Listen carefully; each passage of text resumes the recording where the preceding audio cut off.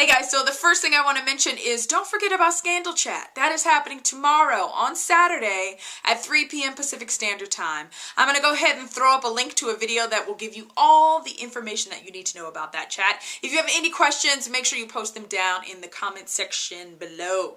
So, Molly, you in danger, girl. Let's talk about last night's episode of Scandal because it was crazy, crazy, crazy. I mean, like, there was a point where I was yelling at the screen and, like, everyone in my house thought I was crazy. So, there you go. That's what happens on Thursday nights when I watch Scandal. So, yeah, you guys, this week was like, I mean, there were some scenes in this episode. And if last week was about family, you know, and about like fathers and daughters, this week was all about like relationships and about like truth and honesty in relationships. I mean, you had that with Cyrus and James, with Mellie and Fitz, with Jake and Olivia, and even with like David and Abby. I mean, it was all about truth, learning the truth, trying to deal with the truth, and just kind of craziness. Where to begin? So obviously the big news in this episode is that, you know, Osborne's wife comes to Olivia and says, look, my husband wasn't a mole, he didn't kill himself. And after a little investigation at Pope and Associates, they realize that yes, she is correct, Osborne was not the mole.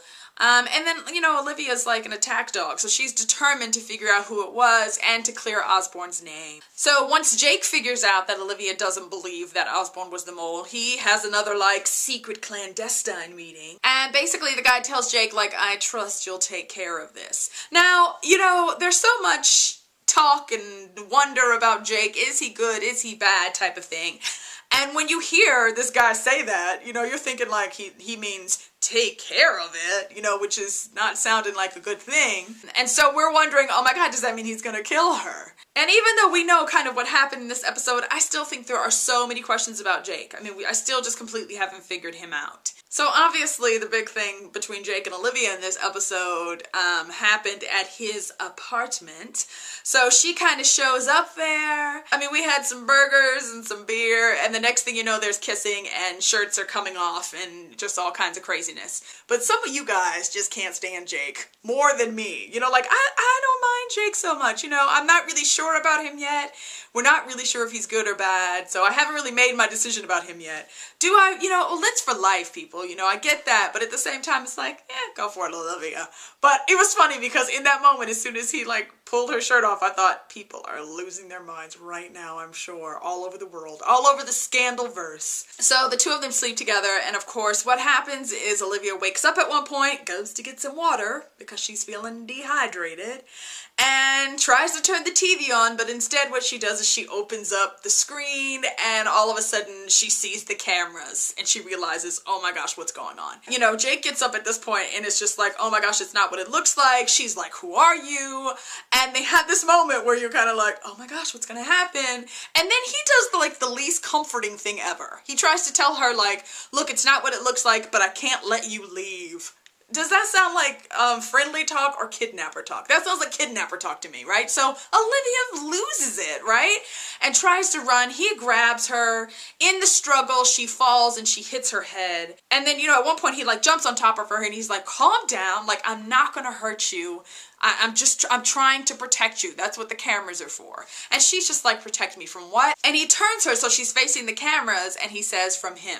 And we realize that there is somebody in Olivia's apartment. So is Jake telling the truth? Turns out that she hit her head pretty badly when she fell, got a concussion, so he ends up having to take her to the hospital. Okay, and let's talk about this scene for a minute, you guys, right? Because I hear lots of people already saying, oh, Jake attacked Olivia, physically assaulted her, and it's like, I don't think that was his purpose. I think he was trying to calm her down. He was trying to stop her from leaving because I think he thinks he's protecting her.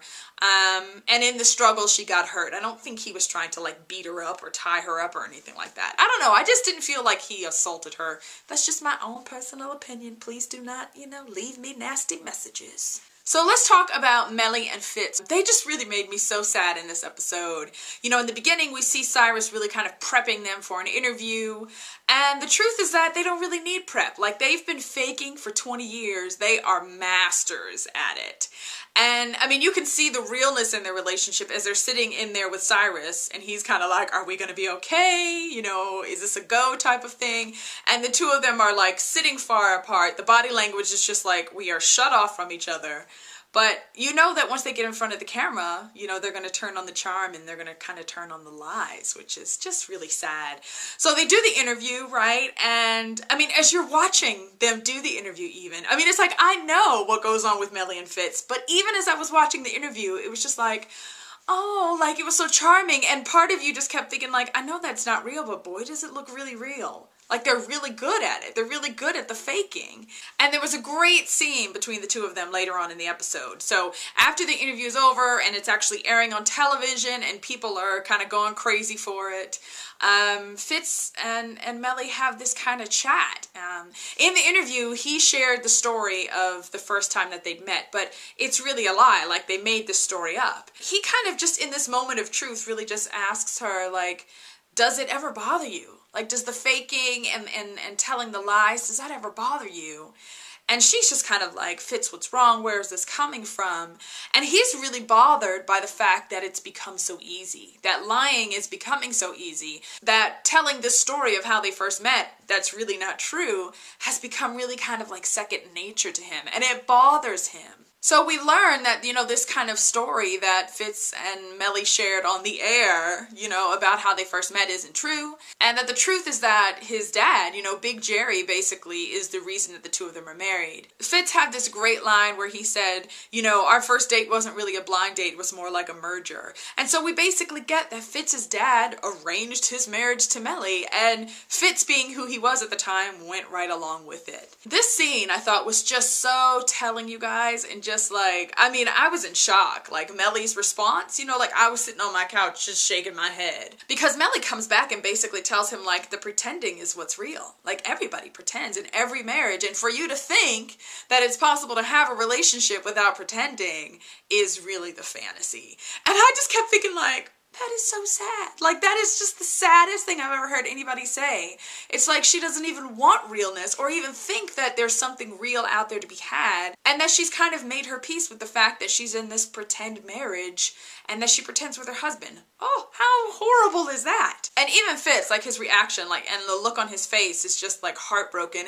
And then after she's done, he's just like, did I do this to you? Like, if I did this to you, I'm so sorry. You know, it's like he wants her to realize that, you know, there is more than the pretending. There can be realness. So it was just kind of like an eye-opener for sure. So let's talk about Huckleberry Quinn, right? Because at Pope and Associates, once they realize that Osborne is innocent, they realize that Becky had something to do with this. Becky's the girl, of course, who was the one who said, oh, he's the one who was talking to my friend. And so they realize that she wasn't telling the truth. They go to her apartment, she's gone.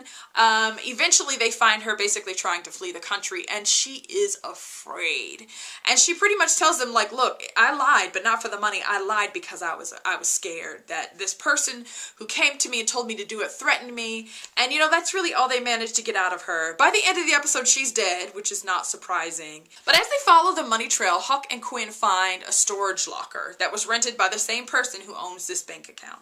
So the two of them head off to this, like, storage locker. He goes in by himself, and then when he doesn't come back out, after a little while, you know, Quinn kind of goes into action.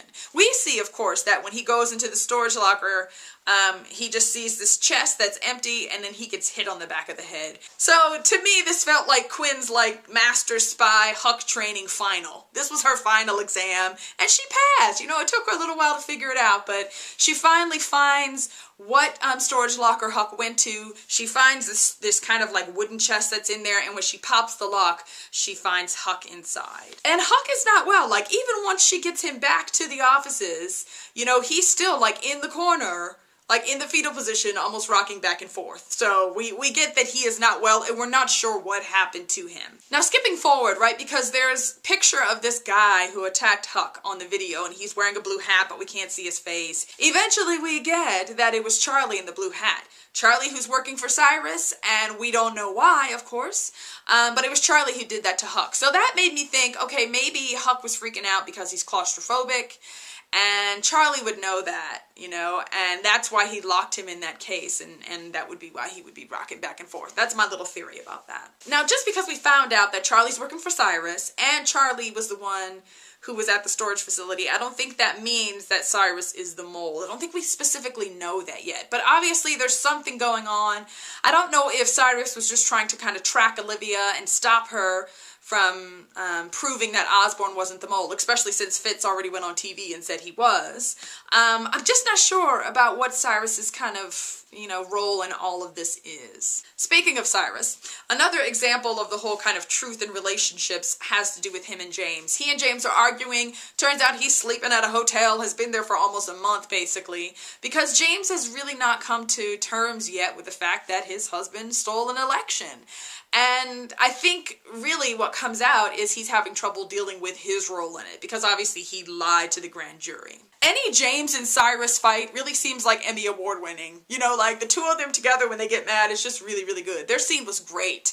And yeah, in the end it turns out that James is mad, but James is really mad with himself. It kind of turns out that James can't handle the truth. You can't handle the truth. Well, that would be true about James. And it was heartbreaking to hear him even say to Cyrus, like, I wish you had lied to me. Like, I wish you hadn't told me the truth. And I thought it was interesting throughout this episode as well, because Fitz seems really concerned about what's going on with Cyrus and James.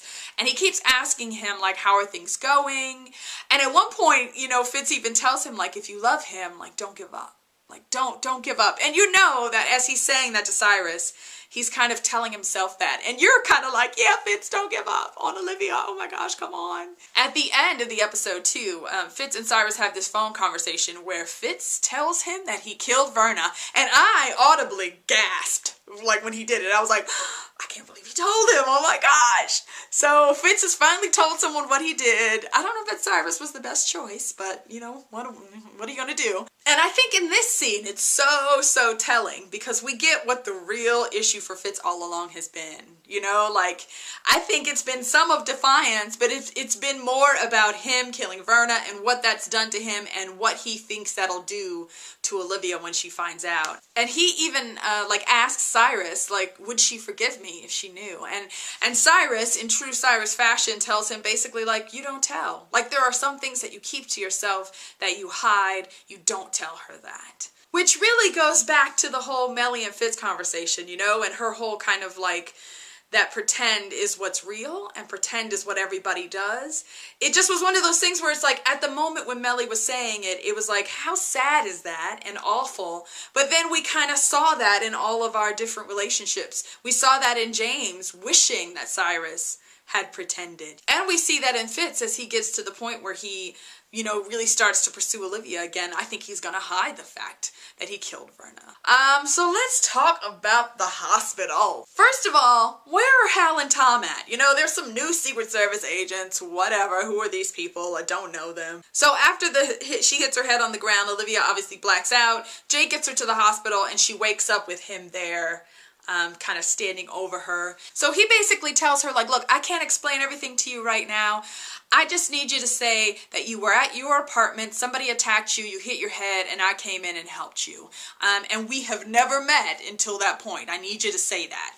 And as he's saying that, the Secret Service are coming in, they're shutting the blinds, and then who should walk in the door but Fitzgerald Grant? This was the point where I screamed, too. I was like, oh my gosh, we're about to have an Olitz moment for like 2 seconds, though, but I was very excited.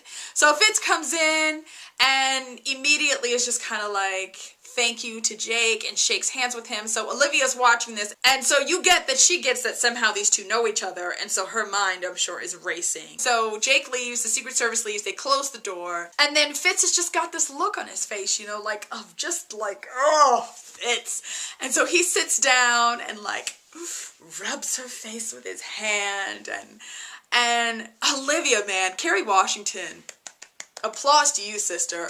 Her reaction, right, was just almost like, I think because she's been so used to Fitz, like, just kind of being awful to her in the past 10 months, that initially, I mean, there's this moment where it almost looks like she's gonna flinch when he touches her. Like she's expecting him to just, like, I don't know, like, hurt her. Not in a physical way, but that she's expecting him to be angry and to say, you know, nasty things to her. But, you know, when he does the stroke of the face, she, I think, is just shocked. Like, she's not expecting that from him. Best part of that scene, right, is he leans in. I'm thinking he's gonna kiss her, right? But he just wants to, like, hold her. And she's just laying there, just kind of, like, in shock.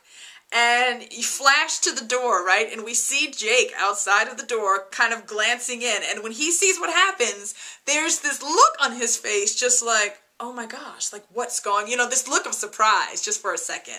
Like there's a part of him that didn't think that this was like personal between Olivia and Fitz. But of course, when he glances in the window, he kind of sees, oh, wait a minute, what's going on right now? So, I mean, yeah, that's about to be interesting, I think. Fitz does his little hi thing too. You know, that whole hi. I was just kind of like, oh my gosh, they're trying to kill me. You can see Olivia was almost just like nothing came out as she kind of tries to say hi back to him. I think because she's so shocked to see him. So yeah, you guys, I thought it was a fantastic episode.